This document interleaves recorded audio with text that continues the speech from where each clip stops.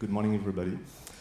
So I won't talk a lot about technology, but what is our vision about smart cities and the way that there can't be any smart cities without opening data and sharing data between all stakeholders, including, of course, parking, energy, and so many things.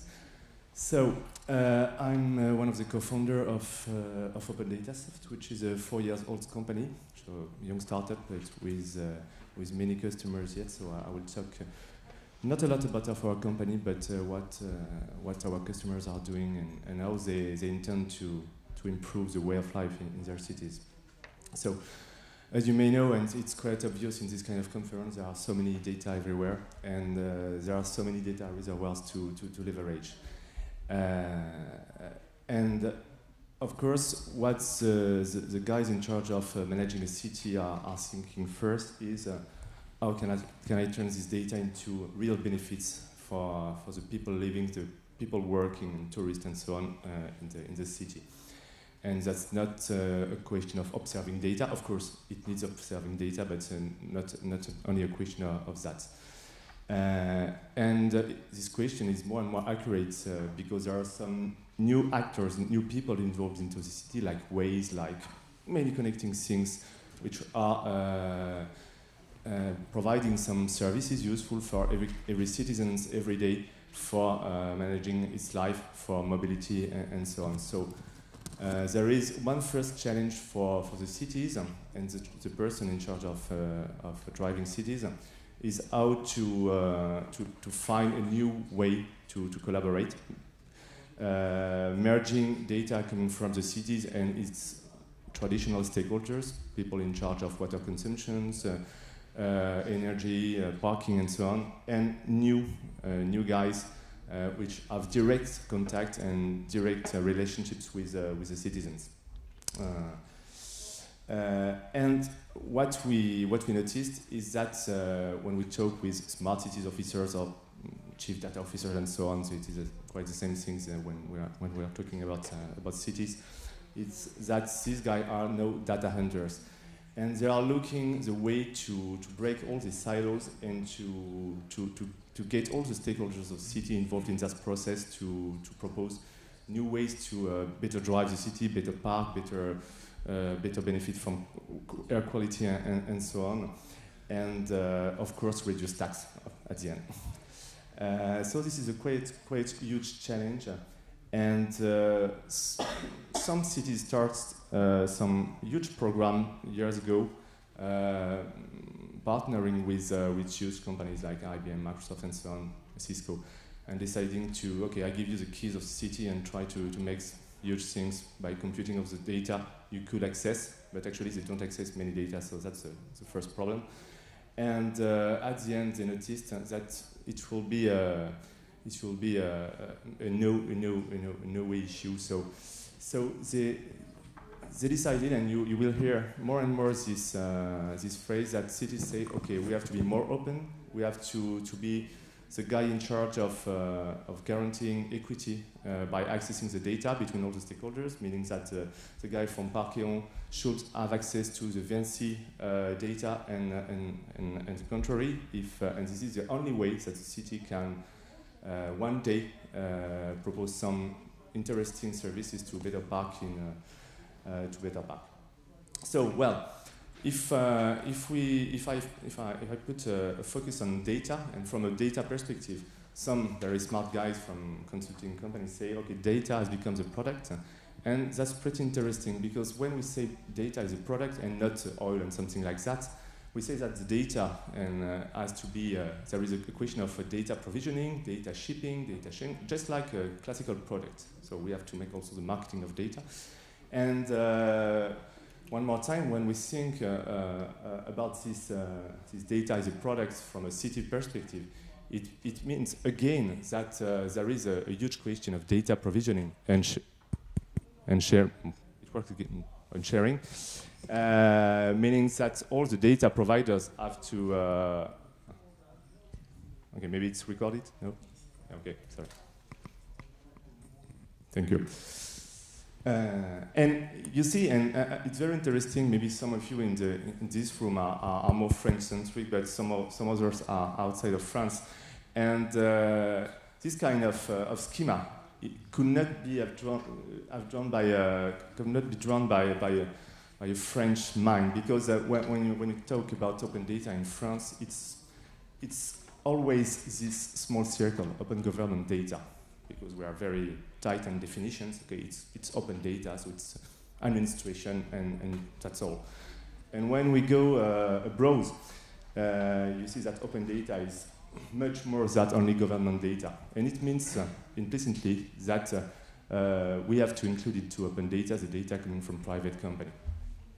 Because there is a common interest with the city and the private companies that the data is more shared for better services.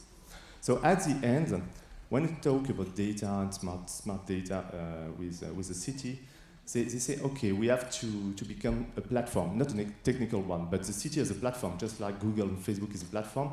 And so we have to become technically a kind of urban hub, urban data hub, meaning organizing data sharing, which doesn't mean to reappropriate the data. The data keeps managed by private companies and stakeholders into the city, even the citizens and civic initiatives.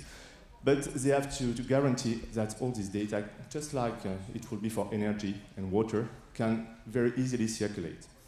And then some smart guys like you in data science and so on can do things with all this data by preparing, processing the data, so we can bring value to the data through smart apps and many things like that.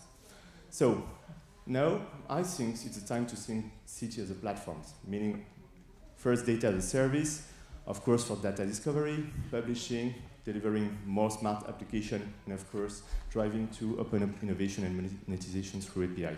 It's interesting when we talk with our North American customers, for example in North Carolina, when we talk about API and monetization, they say, oh, well, great, we're going to make some money by selling the access to the data to private companies.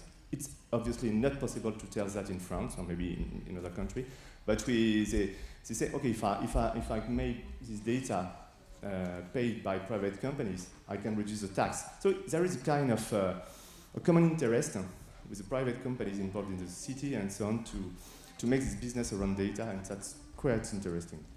So, concretely, because this is more very conceptual for now, concretely, when we talk about bringing some benefits about data and sharing it, there is first to make all the civil agents, all the people like journalists and so on speak with data. My mic was hiked by. No, maybe the girls who took the mic is talking about. The mic is working now. Yeah? Okay. The mic is working. Yeah, great. So, one of the first benefits of sharing the data, making it so easy to be reused and accessible, and maybe the next speakers will talk more about that, and with, I know some 3D visualization and so on, is to speak with data. When you talk with really deeply data-driven companies like Amazon, there is one motto at Amazon when you enter the office, it's speak with data. You cannot talk with your manager if you don't speak with data, if you don't propose some visualization and some interesting things to demonstrating that your proposition could be accurate. So obviously, this is things that have to be done by the city, which are not very familiar, but this kind of approach of data and seeing what's going on actually in the city. And one important thing when we talk about cities, of course, some people are elected, there is the administration, and there is not always some confidence between the cities and the cities administration and citizens. So sharing the data by sharing it through visualization, very, very, very, very powerful one. It's also a way to set up confidence between all the stakeholders, because we can share the data, visualize the same thing, and it's not only a question of techniques of visualization, but sharing the same view of the city and to decide commonly what should be done. For example, when we have some very interesting application in Canada about participative budgeting, where you can decide, not decide, but you can say, okay, I'm living in that street, and I would like for that the snow be removed more frequently, for example. So you check a box for that, okay, twice to make the snow removed twice a week, and instead of one. And there is automatically through very interactive visualization feedback saying, okay, the tax will increase of that if we remove the snow twice more instead of once by week. So visualization makes things understandable by the citizens, and that's very important that the question of data is not kept by, okay, guys like us, very accurate, very sensitive about that and aware about techniques, but by common people. So it's the only way to think out the box and to rely on the network of the citizens of the internet. And it leads to some very interesting approach, and I think it's now the time of low-cost approach. Not, and this is the sense how I see Parquet evolving. For example, it's making some hardware towards software, and maybe some nice, maybe some change about their business model after. But when we talk about low-cost approach from the city perspective, is doing more, or at least the same with less money, of course. And we have a great chance today is that the access to the technology is not expensive. And you know that it's not expensive to get resources on the cloud. It's not expensive to build with open source components some hardwares, with Arduino and so on. So when you think that everybody is becoming a data hunter and that the access to the technology is cheap, this is the era of low cost. Because you can decide if you are missing some data to set up new dispositive like reusing some data first dedicated to security for monitoring the traffic. You can decide to design maybe in 2 days a smart application which can be downloaded by the civil agents of your huge city or by any citizens to monitor the air quality or the noise. And then you can turn it very easily through APIs in the clouds into a nice application, or you can feed Google application and so on, so that people can benefit from better services. Just one example.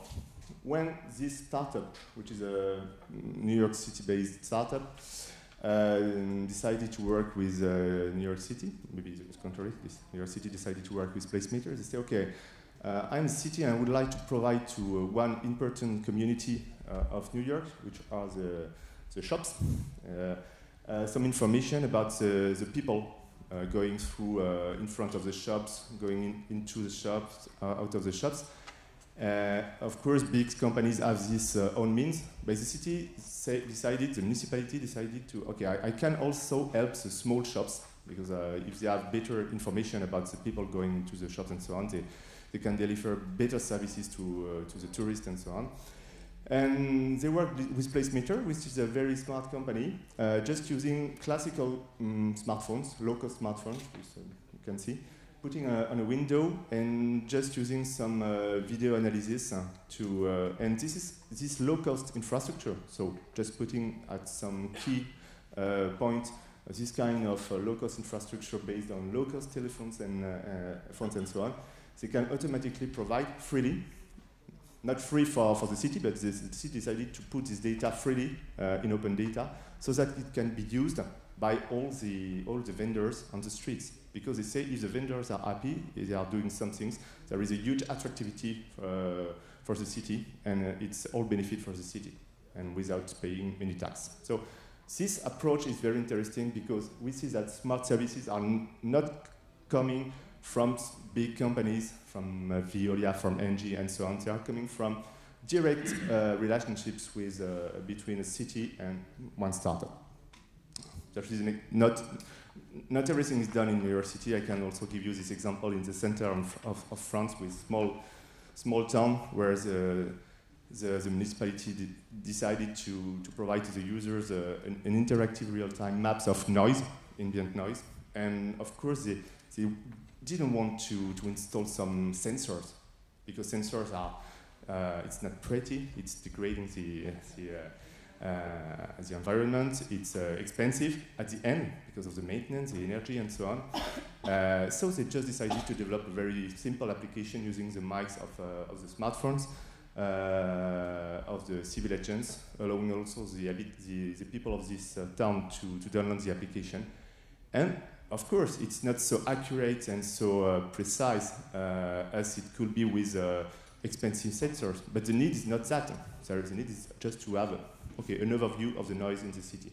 So very quickly deployed, less than 1 month, maybe a few €K to have these things down.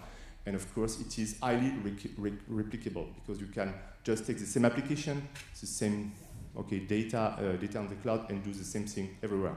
So this is also a big change in the business model of smart cities operators.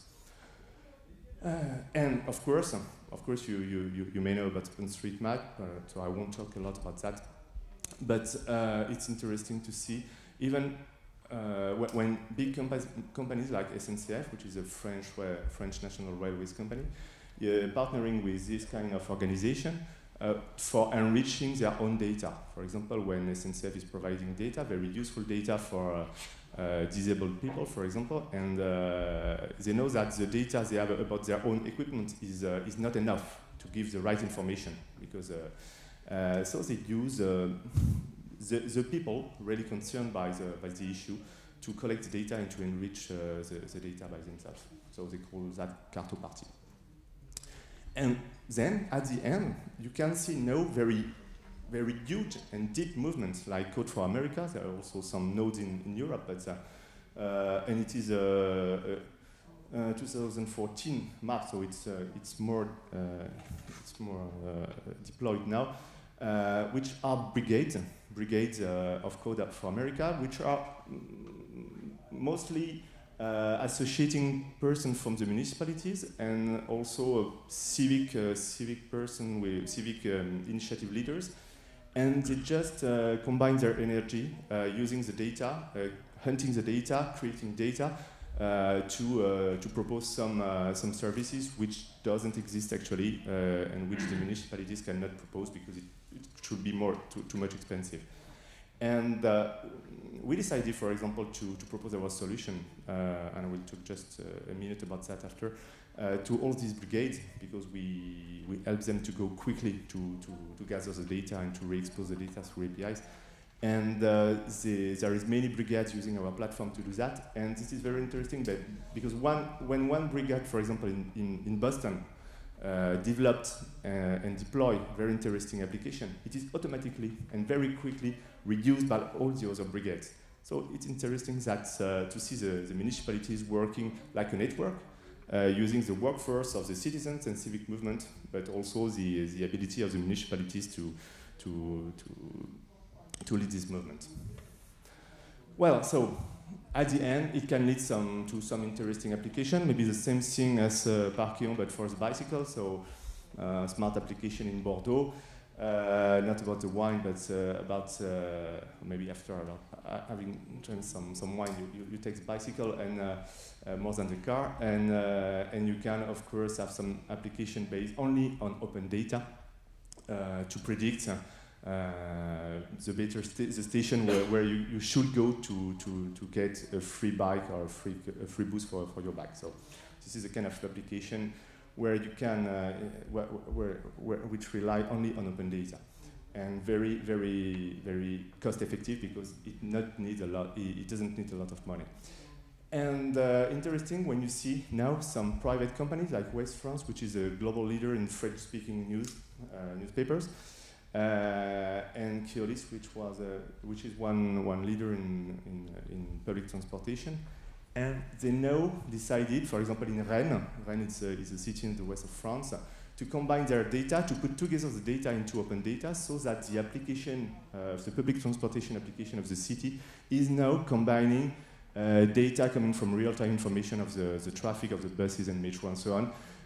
Free information from the news, okay, these are things people should know when they go to work about the air qualities and maybe some strikes and demonstrations in the streets. And this is really interesting to see, now that private companies are entering these movements and are changing their business model. They are Uberizing themselves because they know that they can't just wait that there is something change, and they have to lead this movement of opening data and sharing it with the data. Well, just a few words to conclude, just to say why I talk about all that stuff. OpenDataSoft is a platform, an online one, which is basically turning any kind of data source, whatever the volume and real-time issues, into APIs. So very, very useful to gather data and to publish data through APIs, so that smart guys can reuse the data efficiently. This platform is used by, as you see, and as a conclusion, a network of organization. You see many cities and local governments, many in Europe and some in North America, many utilities and energy provider, public transportation, and some other organization like agricultural institutes, research institutes, newspaper companies, involved into local data, sharing the data. And they all know that they have a common interest is to serve the better service to the people which are living in the city, which are going to the city, making business in the city. And we see that the game is changing. There is not a business of keeping the data just for itself and oneself, but sharing quickly the data. This is a question of tempo, of pace. And the quickest you share the data to turn it into smart services, the better chance you have to keep alive in the market. Thank you.